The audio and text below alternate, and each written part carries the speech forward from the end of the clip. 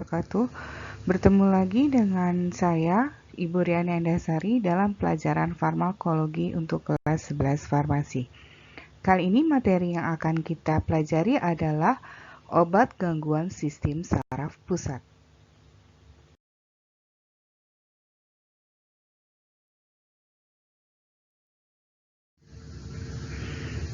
Kompetensi dasar yang akan dicapai pada pembelajaran kali ini adalah untuk kompetensi dasar pengetahuan, menganalisis obat berdasarkan penyakit yang berhubungan dengan sistem saraf pusat, memahami pemakaian obat yang berhubungan dengan penyakit pada sistem saraf pusat. Untuk kompetensi dasar keterampilan, mengidentifikasi obat yang berhubungan dengan penyakit pada sistem saraf pusat, dan memberikan informasi pemakaian obat yang berhubungan dengan penyakit pada sistem saraf pusat. Adapun obat-obat gangguan sistem saraf pusat yang akan kita pelajari adalah analgetika antipiretik, antiemetika, antiepilepsi, psikofarmaka yang terdiri dari antipsikotik dan antidepresan, neurotropik, anestetika umum dan lokal, anti-Parkinson, serta hipnotik sedatif.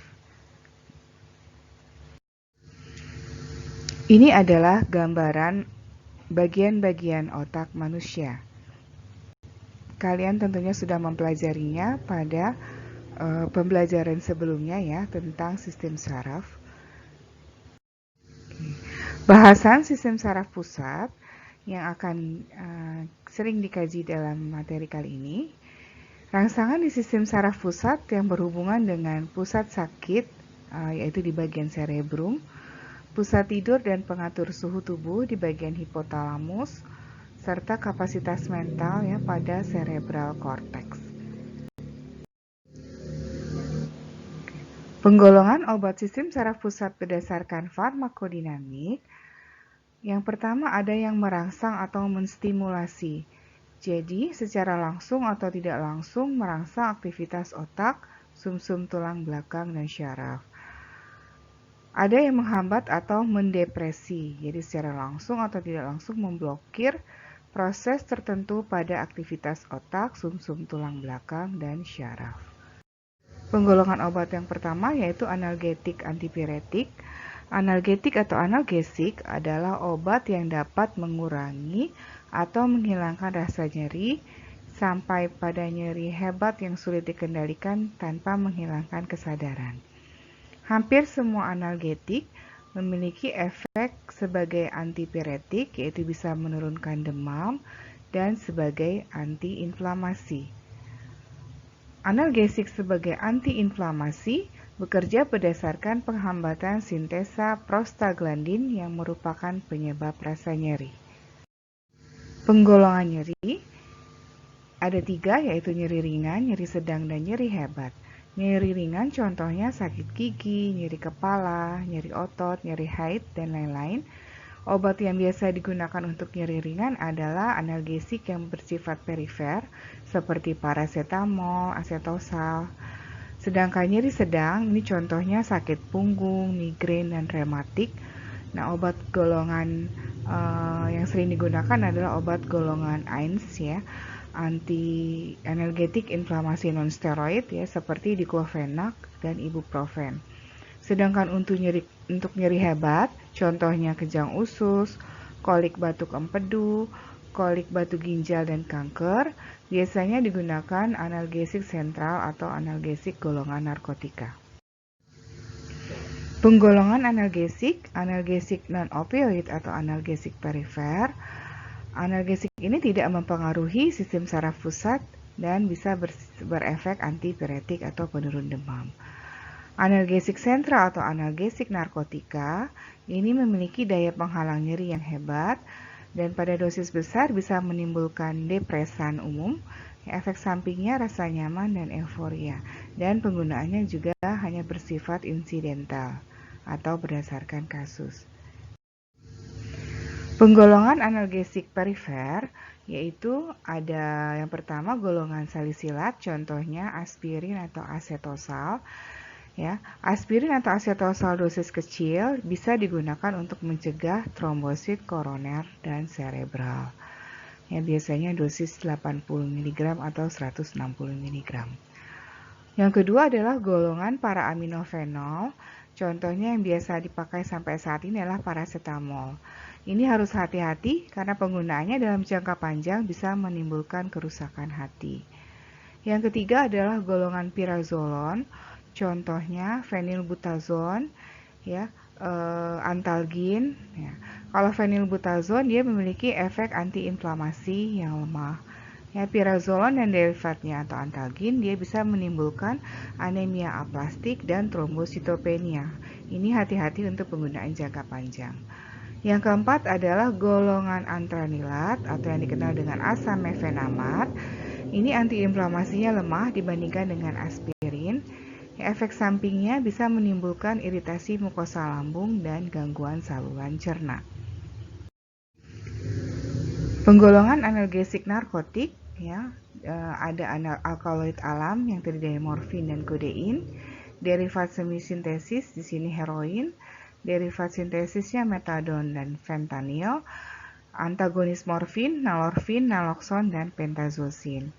Ya, nalorfin dan naloxon biasanya digunakan sebagai antagonis morfin ya pada kasus overdosis atau intoksikasi obat-obat analgetik narkotika.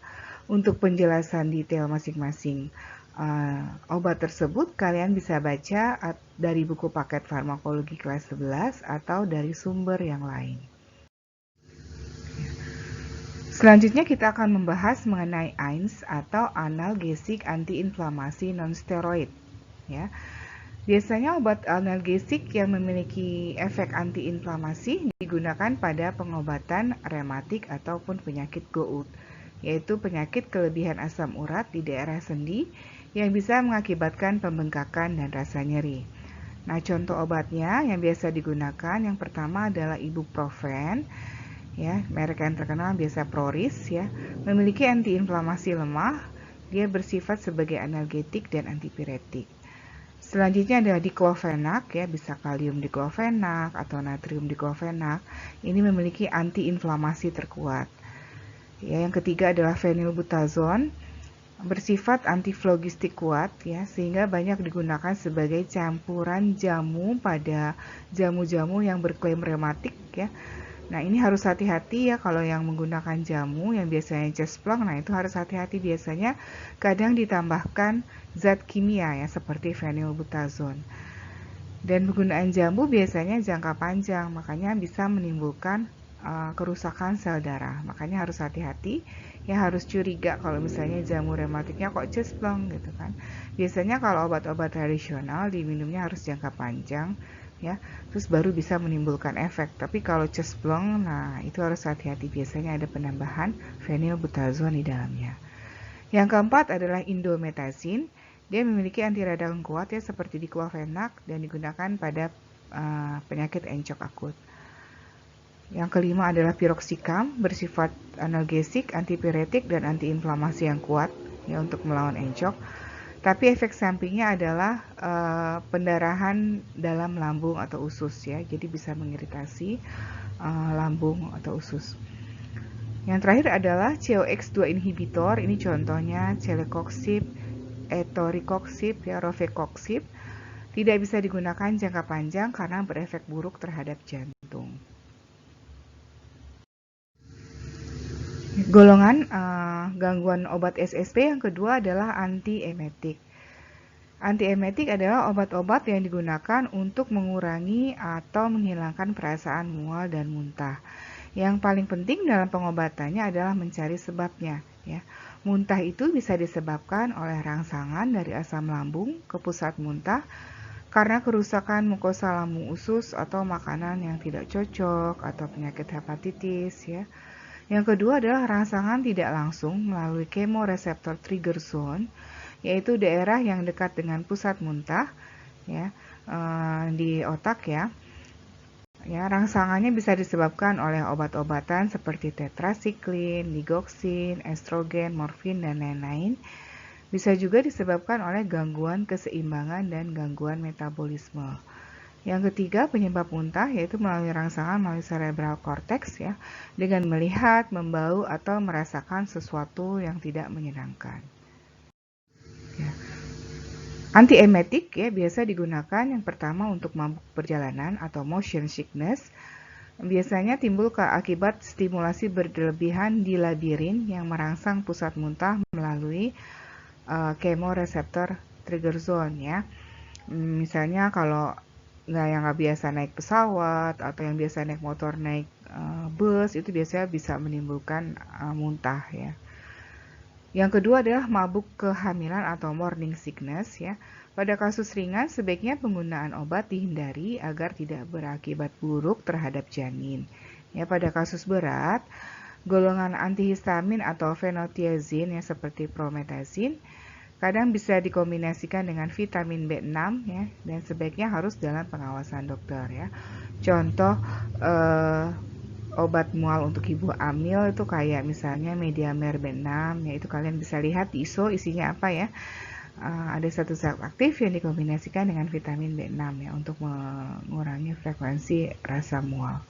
Oke, yang ketiga adalah mual atau muntah oleh penyakit tertentu. Bisa karena pengobatan dengan radiasi atau obat-obat sitostatik atau obat-obat kanker. Nah, ini bisa menimbulkan mual muntah juga. Penggolongan antiemetik ya ada 4. Yang pertama antikolinergik ya, skopolamin dan antihistamin tertentu. Ini kurang efektif tapi nyaman ya dipakai karena efek mengantuk ya. Jadi dengan harapan kalau dia mengantuk tidur sehingga tidak menimbulkan muntah. Nah, ini contohnya sinarizin, dimenhidrinat, promethazine. Oke, contohnya pada Antimo itu isinya dimenhidrinat ya, itu untuk mabuk perjalanan. Jadi kan kalau misalnya kalian minum obat ini biasanya ngantuk ya. Selanjutnya tertidur sehingga pada sepanjang perjalanan kalian tidak mengalami mual dan muntah. Yang kedua adalah antagonis dopamin atau dopamin blocker. Ya, ini contohnya metoclopramid dan domperidone. Dia mekanisme kerjanya merintangi reseptor dopamin ke chemoreceptor trigger zone ya, dan ini tidak efektif untuk mabuk perjalanan ya. Derivat butyrofenon contohnya haloperidol dan droperidol, dia untuk muntah ya karena efek samping zat opioid atau setelah pembedahan biasanya dikasih ini ya. Terus derivat phenothiazine, CPZ ya chlorpromazine, efek sampingnya sedasi dan gejala ekstrapiramidal. Yang ketiga adalah antagonis serotonin, contohnya ondansetron, propisetron. Ini untuk pasien mual muntah yang berkaitan dengan obat-obat sitostatik atau obat kanker. Ya, tapi biasanya sekarang ibu hamil juga dikasih obat ini, ondansetron oleh dokter ya. Oke, golongan lain ya, contohnya kortikosteroid, dia efektif terhadap muntah yang disebabkan oleh efek obat sitostatik ya. Contohnya dexamethasone dan methylprednisolone, tapi mekanisme kerjanya sampai dia bisa sebagai antiemetik ini belum diketahui. Kemudian dronabiol ya, ini merupakan turunan dari ganja ya. Dia efektif terhadap muntah pada pemberian obat-obat kanker. Jadi masuk golongan narkotika.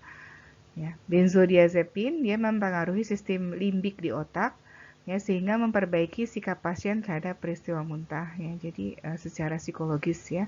Ini contohnya adalah lorazepam. Yang terakhir adalah alozaprid, digunakan setelah pembedahan, radioterapi atau setelah kemoterapi. Ini dia menghambat muntah secara sentral. Oke, demikian obat gangguan sistem saraf pusat bagian pertama. Selanjutnya kita akan bertemu di bagian kedua pada pertemuan selanjutnya. Jika ada pertanyaan, kalian bisa mengajukannya lewat WhatsApp atau Google Classroom. Terima kasih. Assalamualaikum.